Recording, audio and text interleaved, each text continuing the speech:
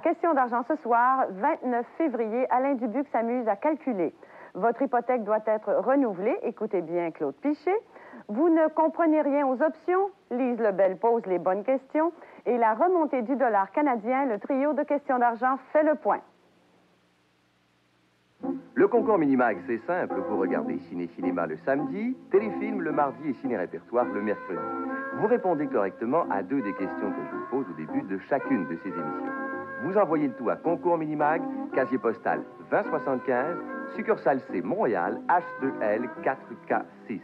Sans oublier d'y mentionner vos noms, âge, adresse et numéro de téléphone. Voici ce que vous pouvez gagner. Chaque semaine et à chacune de nos émissions, 3 cassettes vidéo vierges de marque Ampex, une cassette vidéo d'un long métrage célèbre et un abonnement de 6 mois à Vidéoguide. Le 12 mars, 9 avril et 7 mai, une magnifique caméra vidéo Super VHS de JVC d'une valeur de 2800 $. Et enfin, le 21 mai, un voyage de 2 semaines pour 2 au Festival de Cannes 1989, offert par Trafic Voyage, Air Transat et Voyage Performance. Le concours Minimag est une présentation de Vidéoguide, C'est quoi MF 97 et bien sûr Radio-Québec.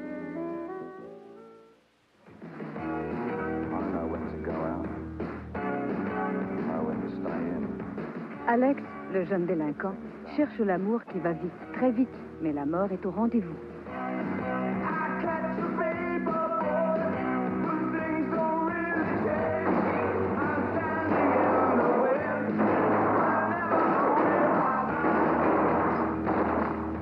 Mauvais sang, la bout de souffle des années 80, mercredi à 21h.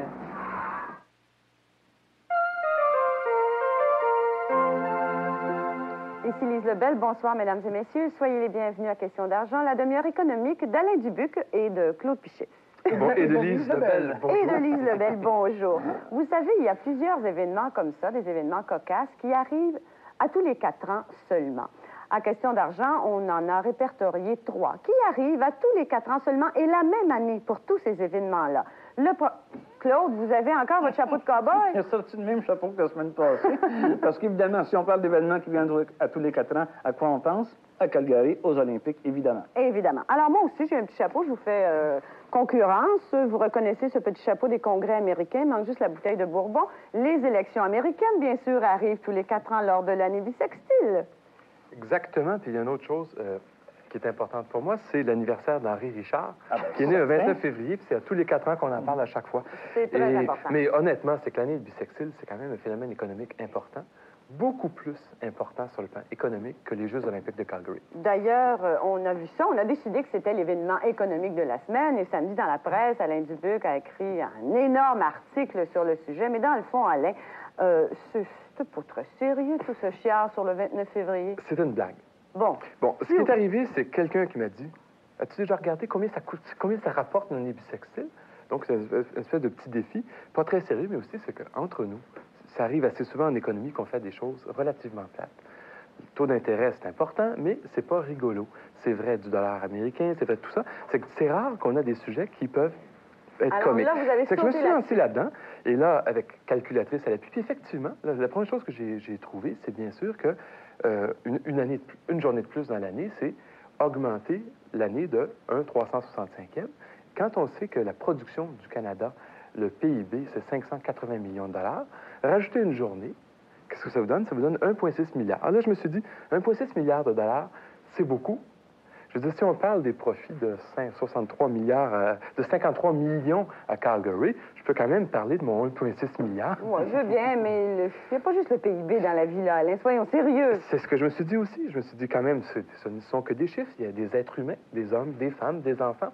Et là, l'autre calcul que j'ai fait, c'est qu'il y a 12 millions de personnes qui travaillent au Canada. Ils travaillent une journée de plus l'année bissextile, ça fait 12 millions de journées de travail de plus. Or, une année normale de travail, c'est 240 jours. Faites la division, ça donne que 12 millions de journées de travail de plus, qu'on appelle des jours personnes, ça donne 50 000 emplois à temps plein permanent.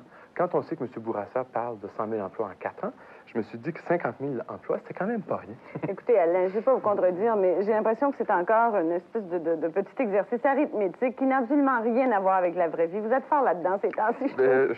Pour une fois, vous avez raison. Bon, enfin. C'est effectivement très futile, mais En regardant ces choses-là, je me suis aperçu que ces jeux de calendrier, parce que finalement, ce n'est qu'un jeu de calendrier, l'année bissextile, sont importants dans certains secteurs.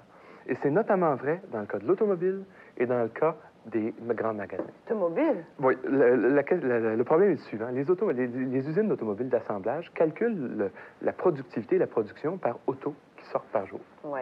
Or, si vous regardez bien sur votre calendrier, vous allez voir qu'il y a des mois où il y a 23 jours ouvrables du lundi au vendredi.